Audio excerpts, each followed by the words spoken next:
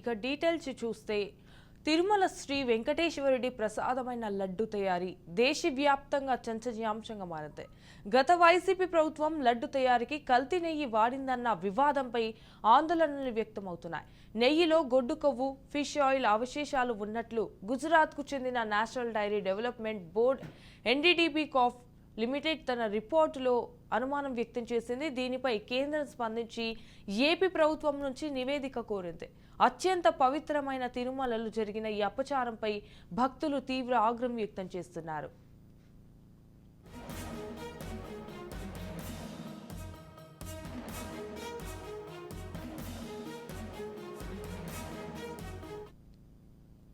లడ్డు తయారీలో జంతువుల కొవ్వు కలిపిన కల్తీ నెయ్యి వాడుతున్నారని ఏపీ సీఎం చంద్రబాబు చేసిన ఆరోపణలు రాజకీయంగా మరింత అగ్గిరాజేశాయి. ఈ నేపథ్యంలో సెక్రటేరియట్లో ఆయన ఉన్నత స్థాయి సమీక్ష నిర్వహించారు. ఎన్డీడీబీ ఇచ్చిన రిపోర్టుపై సీఎస్ నీరబ్ కుమార్ ప్రసాద్ మంత్రులతో చర్చించారు. లడ్డు తయారీలో గత వైసీపీ ప్రభుత్వ హయాంలో జరిగిన తప్పిదాలపై సమగ్ర నివేదిక ఇవ్వాలని అధికారులను ఆదేశించారు. లడ్డు వివాదంపై టీటీడీ ఈవో శ్యామలరావు కూడా స్పందించారు. లడ్డుల తయారీలో ఉపయోగించిన నెయ్యిలో నాణ్యత లేదని, భారీగా కల్తీ జరిగినట్టు ల్యాబ్ టెస్ట్లో స్పష్టమైందన్నారు. జంతువుల కొవ్వు కలిసినట్టు తేలిందని అన్నారు.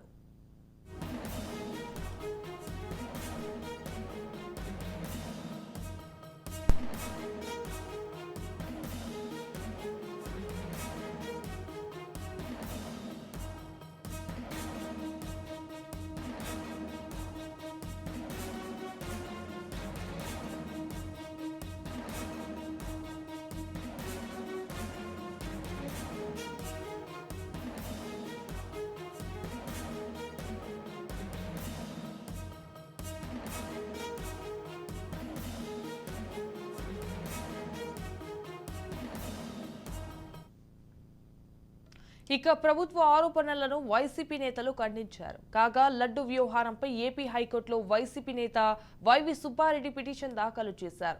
అత్యవసరంగా విచారణ జరపాలని కోరారు. పిటిషన్లపై వచ్చే విచారణ చేపడతామని హైకోర్టు తెలిపింది. సుప్రీంకోర్టులోనూ లెటర్ పిటిషన్ దాఖలైంది. అడ్వకేట్ ద్వారా జర్నలిస్టు సురేష్ చౌహాన్ సీజేఐకి లేఖ రాశారు.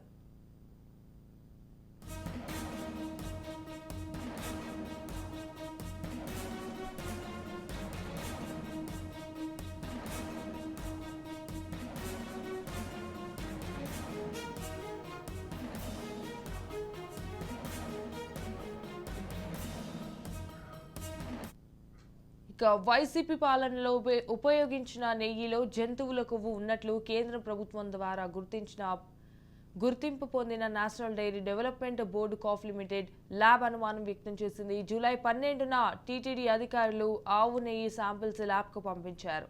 నెయ్యిలో సోయాబీన్, పొద్దుతిరుగుడు, ఆలివ్, గోధుమ బీన్, మొక్కజొన్న, పత్తి గింజలతో పాటు చేప నూనె, బీఫ్ టాటాలో పామ్ ఆయిల్, పంది కొవ్వు ఉన్నట్లు ఎన్డీడీబీ అనుమానం వ్యక్తం చేసింది. పాలకు సంబంధించిన కాకుండా ఇతరాత్ర కొవ్వులు ఉన్నట్టు తేల్చింది. నిర్చేదిత ప్రమాణాల ప్రకారం నెయ్యిలో ఉండాల్సిన ఎస్ విలువ కంటే పరీక్షించిన నమూనాల్లో చాలా తేడాలు ఉన్నాయి.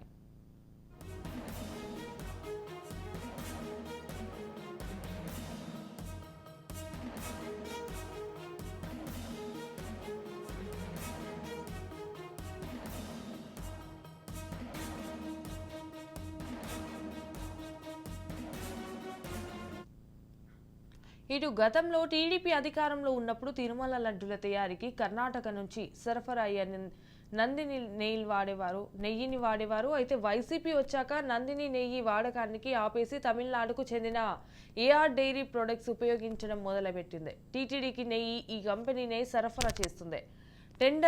రివర్స్ టెండర్లు వేసి అతి తక్కువ ధరలకు కాంట్రాక్టర్లను దక్కించుకున్నందుకే ఆరోపణలు ఉన్నాయి.